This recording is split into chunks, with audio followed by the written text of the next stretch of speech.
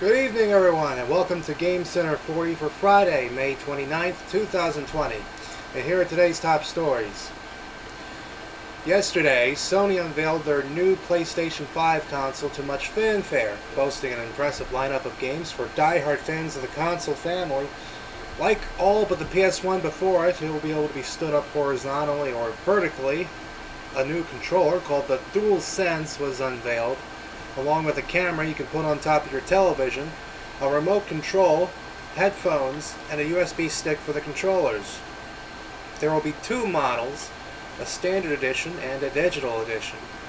The price is still to be determined, and the release date is expected to be near the end of this year. After many game companies had graciously donated their money and profits to charitable causes, the Pokemon Company International is stepping up to the plate with a minimum of $5 million in donations. Their charity statement reads that following Pokemon Go Fest 2020, the Pokemon Company Group is joining its partners at Niantic and will also be donating a minimum of $5 million to non-profit organizations around the world. The group's donations will go towards improving the lives of children with a focus on diversity, equity, and inclusion. In its ongoing commitment to the black community, this will include organizations supporting education and mentorship opportunities for black children. The list of charities that the Pokemon Company Group will be donating to will be listed on their Twitter page.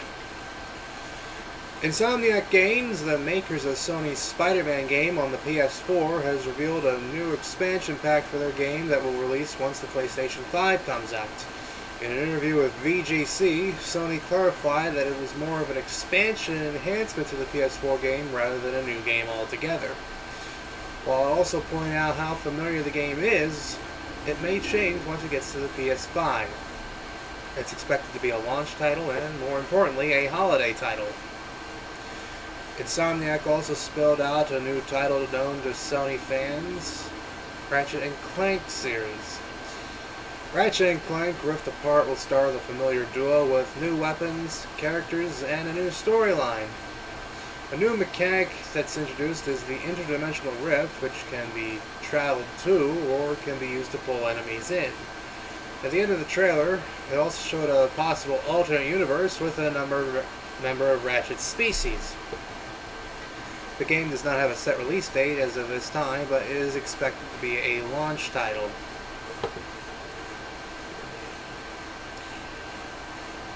When we come back, Google leaks a build, a new RPG maker is announced, and YouTube terminates some inflated videos.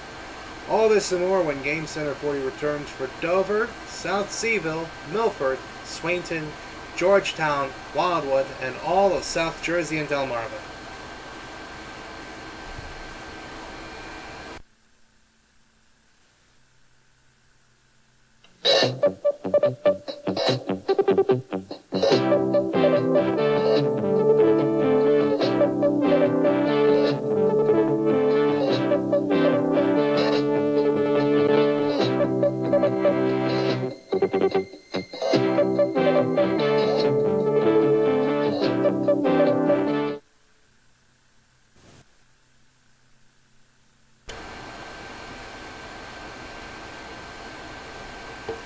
While the events of last week are leading to social changes, there's one that, while noble, isn't really beneficial, and it comes with a solution. YouTube has begun taking down videos in which people were encouraged to inflate views in order to get ad revenue to donate to charities. In response, not only has YouTube taken down the inflated videos, but they have now put in a donate button where possible for organically viewed episodes. However, non-profit companies must be eligible. YouTube also donated $100 million to amplify the diverse voices on its platform. Dejka and Katakawa have stated that they will launch a new RPG maker this summer with a new MZ version. With the familiar features and incoming new features, with new text options in 10 languages, including English and Japanese, nobody knows what they are yet, aside from the usual map editor and character creator, and no release date has currently been announced. Ubisoft Quebec has seen its upcoming adventure, Gods and Monsters, leaked onto the Google Stadia store. It was a build of the E3 2019 demo, which was not intended for public to play. Google has apologized to Ubisoft for the mistake made on their platform. Disney's released the last ever season of Star Wars The Clone Wars onto their Disney Plus streaming service, and when asked if there were more stories to tell in the Clone Wars series, the showrunner Dave Filoni said that there probably isn't any more stories to tell, saying that he appreciates the support from the fans and is thankful that they got to finish out the Clone Wars. And when we come back on GameCenter 40, we'll have the weather for Dover and a Paper Mario surprise before the broadcast ends.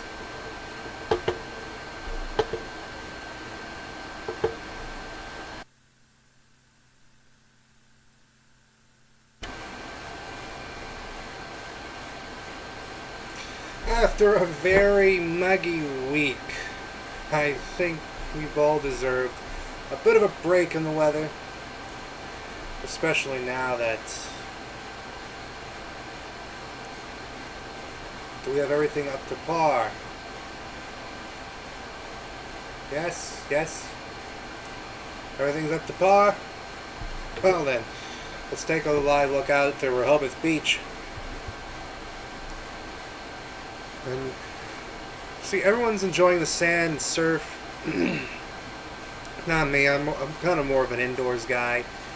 I used to be a sort of a sand and surf guy because, back in Wawa, but ever since the jellyfish started coming in, I was just noping it out of there. Anyways, let's take a look at the high and low and what's going on in Dover, Delaware. We had a high of 85 today, and low tonight will be 60. Currently, in the city, it's 84, the city of Dover, and in the suburbs, it's 85 degrees with very clear skies. The barometer is 30.5 and falling with the humidity at 33%, and the winds gently blowing in the east at 6 miles an hour. The visibility is 10 miles, and the wave heights in the Chesapeake Bay is 1 to 2 feet, and in the Delaware Bay it's 2 to 3 feet. Now, all around the country, it's been generally calm. We've had some rain in the southeast, and it's also going into the southwest. But if I had to say one thing, I don't think it's going to last much longer. And here are your high and low tides. High tide 8:32 p.m., low tide 2:49. Sun sets at 8:28 tonight, and sunrise at 5:35 a.m.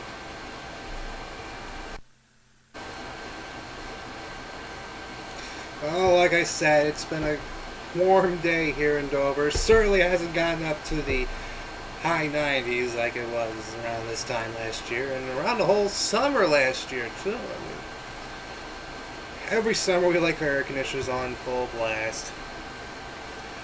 But hopefully this one, we won't have it on as much as often. Anyways, let's take a look at tonight's weather in Dover, and tonight it'll be mostly clear, a low of 60 degrees, which means it's relatively going to be very few clouds out there. Tomorrow morning, it's be sunny, high of 77 here in Dover, and 78 in the suburbs, with a low of 57 and 58 in the suburbs. Let's take one last look out there into Rehoboth Beach. And everyone out there, they're enjoying the sun, they're enjoying the surf. I don't think I see any surfers out there. But let's take a look at your 7-day forecast for Dover, Delaware. Tomorrow will be sunny, 77. On Sunday, the clouds are coming in, the high is 75. And on Monday, we're going to keep those clouds at 73, with the temperature slowly going up throughout the week. And those clouds are still going to be there on Tuesday and Wednesday, followed by some scattered thunderstorms on Thursday of the high of 78. And next Friday, we will have thunderstorms in the morning of the high of 86 now. The weather changes as things go on. And who knows, we may get all that weather sooner than we think. Now when we come back, there will be a Paper Mario surprise right here on GameCenter 40. Stick with us.